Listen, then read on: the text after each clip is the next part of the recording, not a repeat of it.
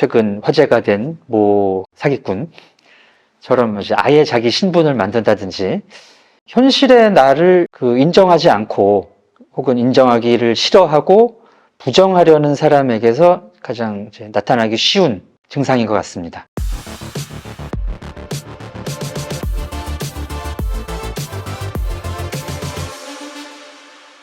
안녕하세요. 문화심리학자 한민입니다. 이번 영상의 주제는 리플리 증후군, 나로서 살지 못하는 사람이라는 내용입니다. 리플리 증후군은 공식 진단명은 아니고요. 리플리라는 영화에서, 소설에서 나온 이제 진단명 같은 개념인데, 현실에 있는 나를 부정하고 내가 창조해낸 새로운 어떤 모습의 가상의 나로 살려고 하는 경우죠. 지금의 나는 돈도 없고 사회적 지위도 없고 능력도 별로 없는 것 같은데, 그러면 아무도 나를 안 봐주잖아요. 근데 내가 부자다, 재벌이다, 능력이 뭐가 있다 하면은 관심을 가져주고 또 중요한 사람인 것 같고 하니까 이제 그런 쪽으로 행동을 하는 거죠. 관심이 필요한 사람이라고 할 수 있겠습니다.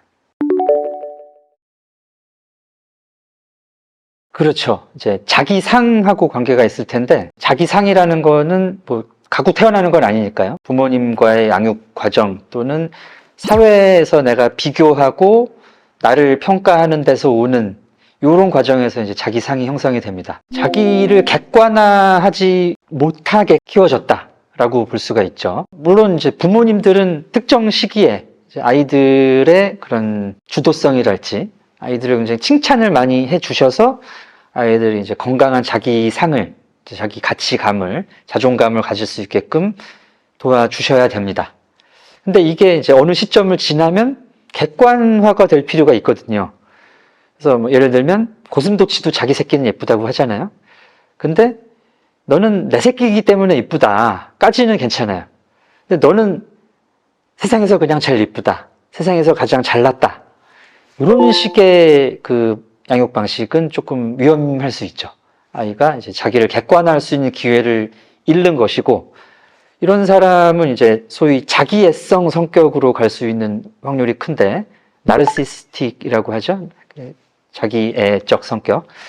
이런 사람들은 이제 자기가 항상 세상의 중심이어야 되고 자기가 세상에서 가장 잘난 사람이어야 됩니다. 그렇지 않은 어떤 근거라든가 사건을 접하면은 굉장히 또 심리적으로 취약해지죠.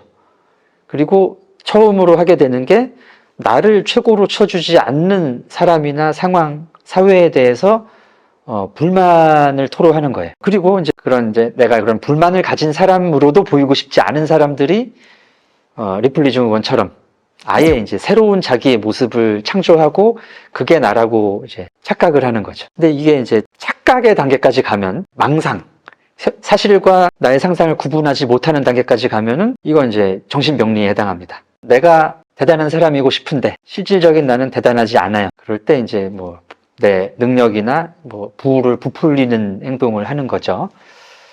그래서 이제 최근에 좀 두드러지고 있는 SNS 상에서 이제 자기의 그런 과장된 모습으로 포스팅을 한다든지, 최근 화제가 된 모 사기꾼처럼 이제 아예 자기 신분을 만든다든지, 한국인들의 이제 자기상, 자기관이, 자기 평가가 그냥 높은 게 아니라 굉장히 높아요. 그래서 현실적으로 내가 가진 객관적인 지표라든지 내가 파악한 나의 장래 가능성, 잠재력, 이런 것보다 더 나를 대단한 사람으로 평가를 하는 거죠. 근데 이런 자신감에 근거가 별로 없습니다. 그러니까 객관적이지 않다는 말씀인데, 그래서 이제 근자감에 가깝다, 이런 말씀을 드리고 싶습니다.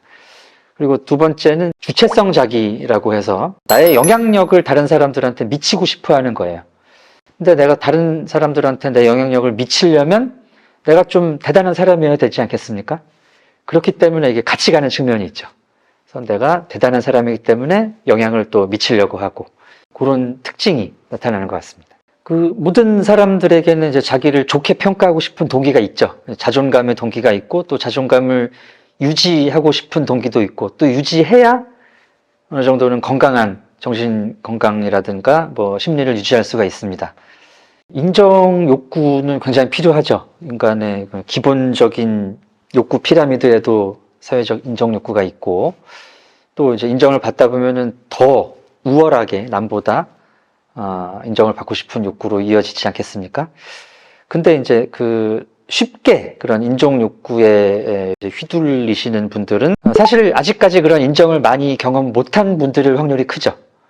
그래서 이제 사회 초년생들이라든지 아니면 이제 오래 주부로만 계셨던 여성분들, 이런 분들이 그런 이제 인정 욕구에 굉장히 목말라 계신 분들입니다. 그래서 이제 어떤 다른 사람들이 자기를 칭찬한다든지 하게 되면은 거기에 쉽게 가스라이팅이 된다든가 아니면 그 사람이 하는 얘기를 쉽게 믿으시게 되죠. 자, 그런데 이제 소위 한 끗 차가 될 수 있는 그 차이는 이제 현실의 나를 어느 정도 받아들이냐 하는 것 같아요. 그래서 어느 정도 뽀샵을 하든지 간에 아니면 평소에 나의 일상적이고 좀 비루한 남루한 모습을 좀 올리고 싶지 않고 조금 좋은 모습을 올리고 저도 그러는 측면이 있습니다.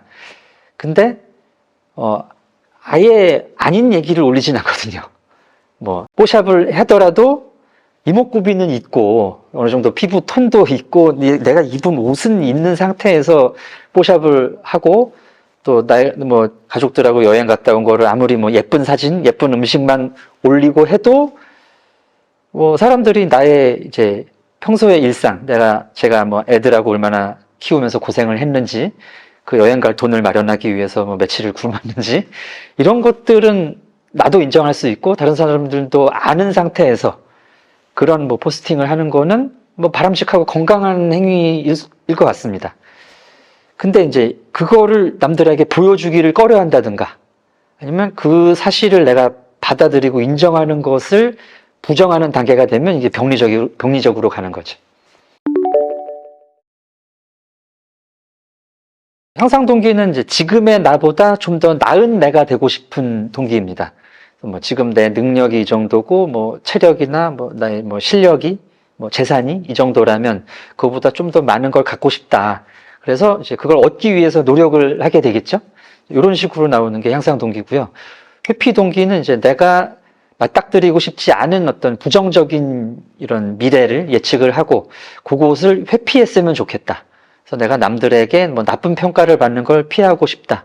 내가 이제 가난해지는 것을 피하고 싶다. 등등 병에 걸리는 것을 피하고 싶다가 동기가 돼서 어떤 행동을 하게 되는 것을 이제 회피 동기라고 합니다. 사실 향상 동기, 회피 동기도 이제 어느 정도는 객관적인 자기 인식에서 출발을 해야 된다고 보거든요. 근데 이런 리플리 증후군이라든지 아니면 자기 삶을 잃어버린 정도까지 자기를 과장해서 드러내려고 하시는 분들은 향상 동기는 아닌 것 같습니다. 약간 이제 도피 동기라고 할까요? 환상 속으로 도피한다. 현실 인식에서 출발하는 게 아니죠. 그냥 현실을 부정하고 싶기 때문에 환상, 가상의 어떤 나의 이미지를 창조해서 그 역할 플레이를 하면서 현실에서 벗어나는 거죠. 그러니까 현실을 받아들이지 못하는 거죠. 근데 이제 그런 분들에게 드릴 수 있는 말씀은 사람들이 다른 사람을 그렇게 쉽게 인정해주지 않는다라는 거죠. 인정에는 시간이 필요합니다. 시간이 필요하고 자기가 자기의 능력이라든가 가치를 증명하는 그런 단계와 시간이 필요하다는 거죠. 근데 그런 거 없이 무조건 너는 대단하다, 너는 할 수 있다, 여기에 투자하면은 너는 당장 부자가 될 수 있다라는 거는 말이 안 된다고 생각을 하실 수 있어야 되고요. 그래서 좀 조급하지 않게 자기를 좀 돌아보시면서 객관적인 자기의 위치와 능력과 이런 자기의 상을 잡아 가시면서 인정 욕구도 충족을 하시는 여러분이 되셨으면 합니다. 이런 분들하고 얘기하는 법은 이제 일단은 어렵습니다. 일단 어렵지만 이제 그분들은 이제 자기가 옳다는 생각이 굉장히 강하시기 때문에 이제 본인이 옳다 또는 자기 얘기가 맞다라는 식의 피드백을 주시면서 원하는 설득을 이어가시면 조금 그래도 효과가 있지 않을까 해요. 그래서 무슨 얘기를 들었든지 일단은 맞습니다, 옳습니다, 그렇게 볼 수 있겠네요, 이런 맞장구를 먼저 쳐주시고 그 다음에 이제 그렇지만 요 관점에서는 이런 식으로도 볼 수 있지 않을까요? 이렇게 이제 제안을 하는 식의 상대방의 얘기를 틀렸다가 아니라 제안하려는 식으로 이제 설득을 하시는 게 조금 팁이 될 수 있을 것 같네요.